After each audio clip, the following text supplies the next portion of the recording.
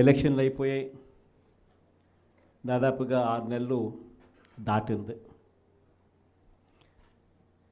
6 నెలలు దాటిన పరిస్థితుల మధ్య మళ్ళీ పార్టీని మనం సమాయత్తం చేసే దిశగా అడుగులు వేస్తూ ఈరోజు అందరం కూడా ఇక్కడ కలుస్తూ ఉన్నాం.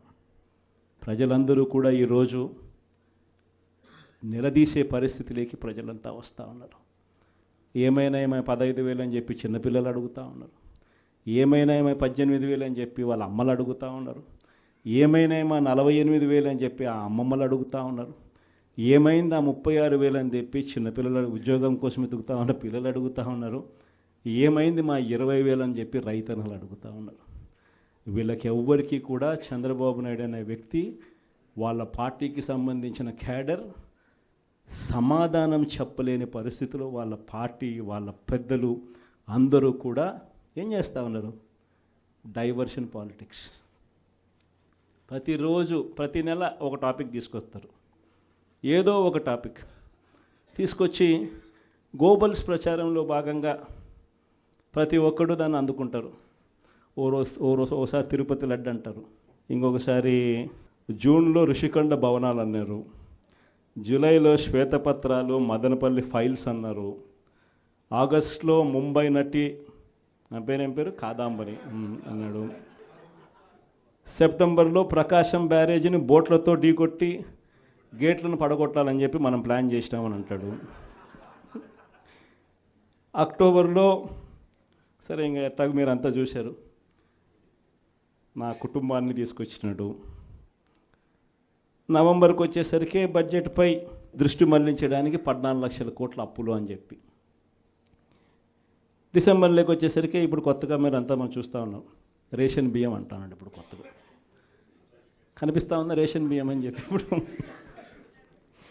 నాకు నిజంగా ఆశ్చర్యం అనిపిస్తుంది ఆ రేషన్ బియ్యం కథలీలు చెప్తా ఉన్నప్పుడు. ప్రభుత్వంలో ఎవరున్నారు అని, ప్రభుత్వంలో మనం ఉన్నామా, ప్రభుత్వంలో వాళ్ళు ఉన్నారా అని నాకు అర్థం కాల. 7 నెలలు అయిపోయింది, దాదాపుగా 6.5 నెల అయిపోయింది వాళ్ళ ప్రభుత్వం వచ్చి.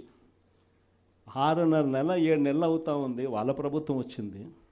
ఎమ్మెల్యేలు వాళ్ళు, మంత్రులు వాళ్ళు, కలెక్టర్లు వాళ్ళు, జాయింట్ కలెక్టర్లు వాళ్ళు, పోలీసులు వాళ్ళు, ఎంఆర్ఓలు వాళ్ళ అధికారులే, చెక్ పోస్టులు వాళ్ళవి, అన్నీ వాళ్ళవే. ఇవన్నీ దాటుకొని మళ్ళీ పోర్టుకు వచ్చింతే పోర్టులో కస్టమ్స్ మనుషులు. మరి ఇవన్నీ దాటుకొని ఏదైనా మెటీరియల్ బోటులోకి పోగలుగుతుందా? ఆశ్చర్యం ఏమిటంటే ఈయన పోయిన బోటు పక్క బోటే ఫైనాన్స్ మినిస్టర్, ప్రస్తుత ఫైనాన్స్ మినిస్టర్ పయ్యావుల కేసు వాళ్ళ సొంత వియ్యంకుడిది, శ్రీనివాసరావు గారిని సొంత వియ్యంకుడిది, పట్టాభి రైస్ ఎక్స్పోర్ట్స్. ఆయన ఎక్స్పోర్ట్ చేస్తున్నాడు పక్కన, అదే పోర్ట్లోనే పక్కన. అడిగిపోడు దీంట్లోకి వచ్చి మాట్లాడతాడు. నాకు ఆశ్చర్యం అనిపించింది, అసలు ఏందిరా నాయన ఇది, ఎవరు ప్రభుత్వంలో ఉన్నాము, ఎవడు చేస్తూ ఉన్నాడు అని చెప్పి. వైఎస్ఆర్సీపీలో మన కార్యకర్తలు మనోళ్ళందరూ వ్యవస్థీకృత నేరాలంట. అసలు వ్యవస్థీకృత నేరాలు చేస్తూ ఉండేది ఎవరు? చేస్తూ ఉండేది వాళ్ళు, చేసింది వాళ్ళు, మన మీద ఏళ్ళెత్తి చూపిస్తూ ఉండరు.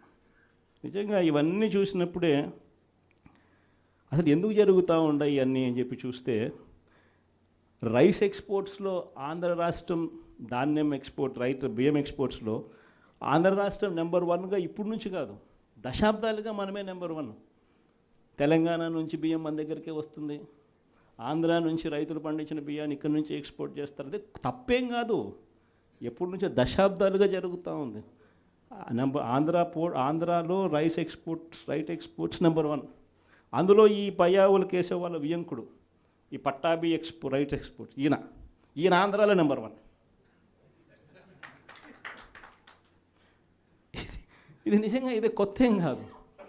ఎందుకనంటే ఇది ఎప్పటి నుంచో జరుగుతూ ఉండేది. బియ్యం అనే రైతులు పండిస్తూ ఉన్నారు, రైతులకు గిట్టుబాటు ధర రావాలి, రైతులకు మంచి రేటు రావాలి అని అంటే ఎక్స్ట్రా పండించిందంతా రైతులు ఎక్స్పోర్ట్ చేసుకుంటూ ఉండే సాంప్రదాయం ఎప్పటి నుంచో జరుగుతూ ఉంది.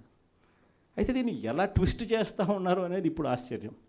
మన ప్రభుత్వంలో సో డీలర్ల వ్యవస్థను మనం పక్కన పెట్టి ఇంటి వద్దకే బియ్యం సప్లై కింద మనం ఎండియూస్ తీసుకొచ్చి మొబైల్ డిస్పెన్సింగ్ యూనిట్లను తీసుకొచ్చి ఇంటి వద్దకే బియ్యం సప్లై తీసుకుపోయినాం.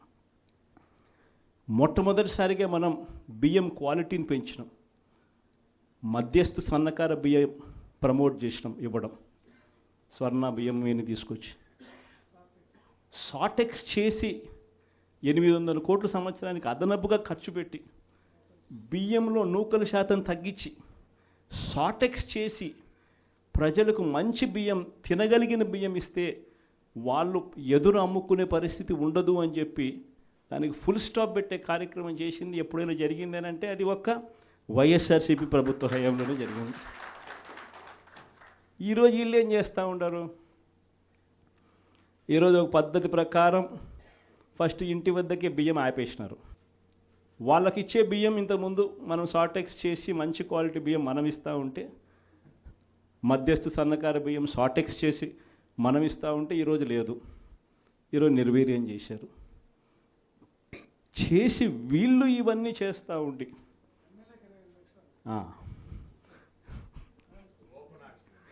చేసి వీళ్ళు ఇవన్నీ చేస్తూ ఉండి వీళ్ళ తప్పిదాల వల్ల ప్రజలకు నాసిరకం బియ్యం సప్లై కావడం వల్ల, ప్రజలకు సరిగ్గా బియ్యం సప్లై చేయకపోవడం వల్ల ఇది రివర్స్. ప్రజల దగ్గర నుంచి ఈ డీలర్లు కొనుక్కోవడం, ఈ డీలర్ల దగ్గర నుంచి ఎమ్మెల్యేలు తీసుకోవడం, ఎమ్మెల్యేల దగ్గర నుంచి ఎక్స్పోర్ట్స్. ఇది జరుగుతూ ఉండదు. ఇప్పుడు తప్పు వీళ్ళు చేస్తూ ఉండి ఇంకొకరి మీద ఏళ్ళెత్తి చూపిస్తారు.